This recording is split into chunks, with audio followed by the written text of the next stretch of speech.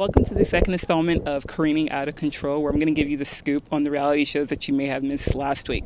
Last week on Seasons 4 of Project Runway, the contestants were whittled down to a surprising 13 after ex-model Carmen was sent home for travesty on the runway. She sent a model down the runway basically wearing, which was a scarf barf, as the designers joked around and called it.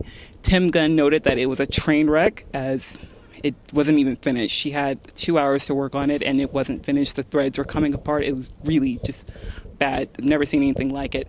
The designers were all basically complaining that they've never had to design menswear for the show, so they didn't feel that it was equal or fair to them because they were the first season to ever design menswear. My point of view is, if you're a designer, you should be able to design both menswear and feminine wear. In the end, the winner was Kevin, whose light purple button-up and dark violet vest was a hands-down winner with everyone, including me. I thought it was really nice. It was a good job. And on I Love New York 2, the sequel to I Love New York, she whittled down her contestants to 4, which didn't include the entertainer, who was sent home crying to his mom because he lives with her after his mom basically called New York's mom a transvestite. It was drama for everyone's mama, no pun intended. But the shows both proved that reality show might be the way to go if the writer's strike continues. All right. Thank you, Kareen. Since the writer's strike pretty much killed Heroes, I guess now we're down to only one other show that's really worth watching in my book on TV. House. I don't know if you saw it last week. Did you watch it last week? I don't really remember much, but yeah, it's kind of a big gap for or us. something. Who knows? Maybe we should start doing this Wednesday morning instead of Tuesday morning. Well, what are you gonna do? But I thought it was an awesome episode. This entire season has been kind of new for the show, and it's really worked for them. Yeah, I like the new characters. I don't like that they're not focusing on the other three, but yeah. Well, they're bringing them back into it a little bit more than they did at the beginning of the season. I mean, one's back, and the other two, I mean, they've been almost in every episode. Yeah, but recently. not as much as, 13 and Cutner and Yeah, that's true. the plastic surgeon. And I'm just really Cutthroat happy bitch. that Cal Penn's still in it. Because even though he's from Harold and Kumar, and he was on Angel for a little while, if you remember that, we'll explain later. Okay. It's not worth going into right now. I mean, he isn't really credited with a lot of great stuff, but he's a really funny guy. And it's really cool to have him on the show. Well, I think he plays off House well, so Oh, yeah. that'll be good. Definitely. But I'm just glad that Cutthroat Bitch got fired, because Yeah. I was really beginning to be sick of the character. Well, a lot of people said that the writing itself would be really good if you had those two playing off each other, House and Cutthroat Bitch. But I just didn't see it. I just thought it got really annoying. Yeah, no offense to the actress at all, but the character just didn't work for me. Yeah, the writing just didn't work for me. Just like West on Heroes, Yeah. I could care less. Yeah. So, it was a little yes moment for me when he fired her. Definitely. So, be interesting for tonight to see what's going on. Yeah, exactly how they're going to get back in the swing of things again. Yeah, so I'm happy with it. Yeah, I'm pretty happy too. It's going to So be you fun. should watch. It's good. Definitely. And you should watch Bones before, because Bones is a good show too. I've never seen Bones. It's but- good. Trust me. All right, if you say so. Trust me. All right, moving from TV into movies, though, the movies we have coming out this week, if you look on imdb.com, we have The Golden Compass, which there's all kinds of things going on with. I guess people are saying it's about atheism, death of God, so on and so forth. All I know is a talking polar bear. I want to see it. And Nicole Kidman. Yeah. She's not the talking polar bear. So that would be awesome. But, Maybe. I think she could pull it off. And James Bond's in it. Yeah, exactly.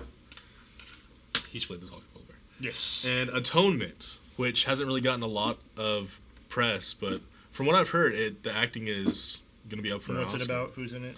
I know that Keira Knightley's in it. It's about Keira Knightley has a 13-year-old sister who accuses her boyfriend, Keira Knightley's boyfriend, of some kind of criminal act. And there's a whole bunch more to it that I just heard secondhand. But it's a very intense drama. It's supposed to have extremely good acting. So if you're into very good dramas, that might be something to look out for. Okay. And DVDs. What DVDs have you heard coming out? Today, Pirates comes out. Pirates 3. Superbad comes out. I would avoid Pirates 3. Yeah, I would avoid it too. Superbad and the season of 24, season 6, which was horrible. Probably isn't worth the price to print the DVDs. So basically, I'd just say go rent Superbad rent, don't buy. Yeah, and the Nanny Diaries. Oh. That's about it. So, Blockbuster's gonna be pretty empty this week for people who have taste. Yeah. Because basically it's just gonna be pirates everywhere. Yeah. So you'll see former editor-in-chief Josh, waiting in line to buy it today. Somewhere. So, that's about it for DVDs, which is a slow week. But we have one more surprise for movies. Tim, I'll let you have the honors. They released the image of the Joker from the new Dark Knight movie, which is the Batman sequel. Which, sequel to the as a last nerd, Batman I couldn't movie. be more happy about. Yes, and for weeks we've been sort of seeing, in months, be these sort of images of the Joker, and now this is the official first image of what the Joker looks like. What can we expect from him? And I couldn't be happier. I know it's not the Joker we've all come to know and love, of someone who got thrown into a vat of chemicals and bleach his skin and everything, but this is, the realistic Christopher Nolan realistic. But yeah, as far as the last movie went, I think Christopher Nolan really has done a great job of turning this into a brand new kind of Batman. And I was worried about Heath Ledger, what he would do, but that image right there, I'm sold. I mean, if you just look at his acting alone, he can pull it off. Yes. I mean, he's not Jack Nicholson, but then again, you don't. Jack Nicholson wasn't the Joker to begin with. Yeah, you don't want Jack Nicholson to be the Joker. Yeah. So I'm happy with it. Yeah, I'm really excited. If I didn't have to work or anything, I would go camp out at the theater right now. Well, hopefully our boss doesn't see this, but I just might call in sick for a week or so. Good idea. The thing. Yeah, sorry. So I like that. So moving on, Tim. We have a brand new segment that I'm personally going to enjoy just because of my own morbid curiosity. Yes. We have Anthony's Movie Minutes. Take it, Anthony. Enjoy.